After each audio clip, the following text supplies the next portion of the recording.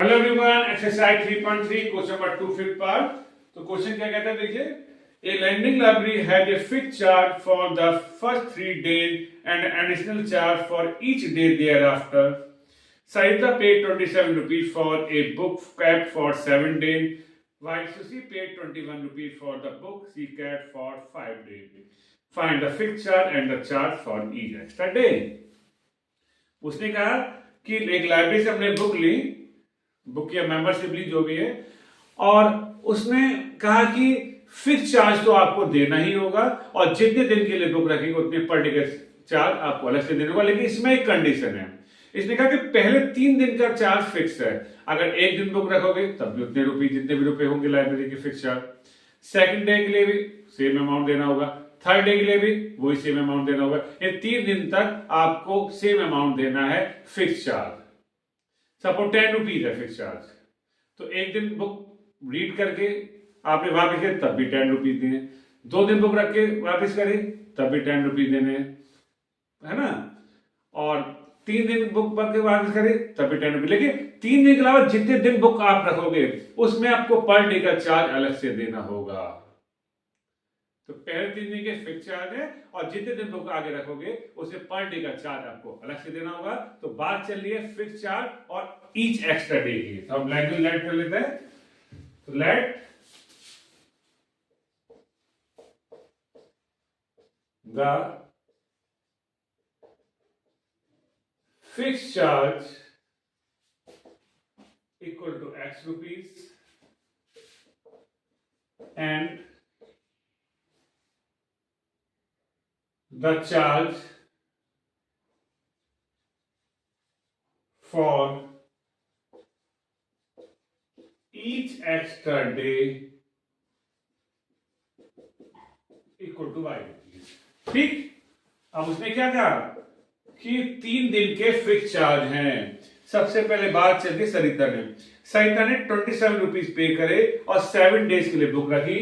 तो जो 27 रुपीज पे करे 7 डेज के लिए, तो x प्लस 7y नहीं, 7 को आपको 3 में तोड़ना होगा। हमने x को लिखा, यानी 7 को हमने लिखा 3 प्लस 4, क्योंकि उसने क्या कहा कि 3 दिन के फिक्स चार्ज हैं। तो 3 दिन के फिक्स चार्ज मतलब x रुपीज, तो ये तो x रुपीज हो गए। अब 3 दिन के अलावा कितने दिन एक्स्ट्रा बुक रखे, 4 डेज। तो 3 दिन के तो सेम अमाउंट देने हैं, 4 डेज। तो 4 के साथ कितने रुपीज और देने हैं, y रुपीज प्लस 4y। ठीक है, तो पर डे के चार्ज में अगर जितने नंबर ऑफ डे उसकी मल्टीप्लाई कर दें तो टोटल अमाउंट आ जाता है। तो 3 दिन मतलब x, कितने दिन बचे 3 दिन के बाद, 4 दिन के लिए 4 डे। तो x plus 4y equal to 27, equation 1। Mistake मत कर देना, x प्लस 7y मत कीजिएगा। उसके 3 दिन के फिक्स चार्ज के लिए कहा है, तो 3 दिन बाद जो डे बचेंगे उतने आपको डे से मल्टीप्लाई करने चार्ज में। इसके बाद एक और भी सोचिए, उसने जो बुक रखी वो 5 डेज के लिए रखी, 5 डेज के लिए। तो 5 को यहां फैक्टर कर लीजिए, 3 में कितना प्लस करेंगे 5 आ जाए 2, और 3 दिन के कितने चार्ज देने हैं x रुपीज, प्लस 3 दिन के बाद कितने दिन और बचे 5 के लिए 2 डेज। तो 2 डेज के हिसाब से 2y रुपीज और देने, टोटल कितने रुपीज दिए 21, इक्वेशन। ओके, समझ में आ गया। तो ध्यान रखिएगा 3 डेज वाले पे अंडरलाइन की कर लीजिएगा वर्ड प्रॉब्लम में, वहां मिस्टेक ना हो जाए। जल्दी में x प्लस 5y भी हो जाता है हमसे। अब दोनों इक्वेशन को ध्यान से देखिए, दोनों के वेरिएबल के मल्टीपल सेम है, यानी हमें कुछ मेहनत नहीं करनी है, सीधे दोनों को माइनस करना। माइनस भी इसलिए करना है क्योंकि जो सेम है उसके साइन सेम है। अगर लाइक साइन होते हैं तो माइनस करते हैं और डिफरेंट साइन होते हैं तो ऐड करते हैं। तो क्या करें, सबट्रैक्ट इक्वेशन 2 फ्रॉम इक्वेशन 1 कर दीजिए, यही कर देते हैं। चलिए आप लोग कर लीजिएगा। Sign change, plus 4y minus 2y plus के 2y, तो 6, और यहां आपका आ गया। 1 मिनट ब्रेक लेंगे यहां पर थोड़ा सा।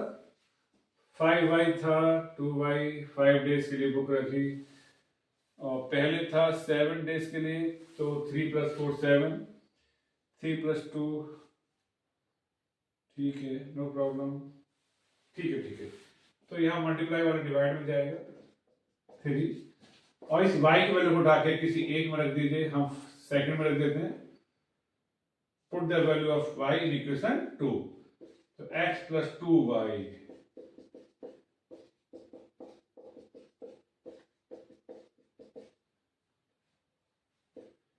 तो ये आ गया 50।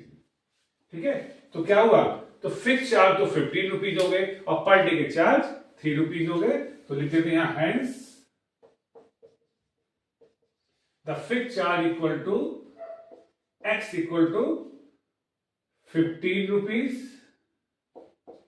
And the charge for each extra day equal to y equal to 3 rupees. तो मे भी समझ में आ गया होगा। एक एक स्टेप प्रॉपर बनाइए, अच्छे से लिखिए, स्टेप ज्यादा हो जाए नो प्रॉब्लम। ओके, ध्यान से क्वेश्चन रीड करिए और 3 डेज वाले को अंडरलाइन कर लीजिएगा।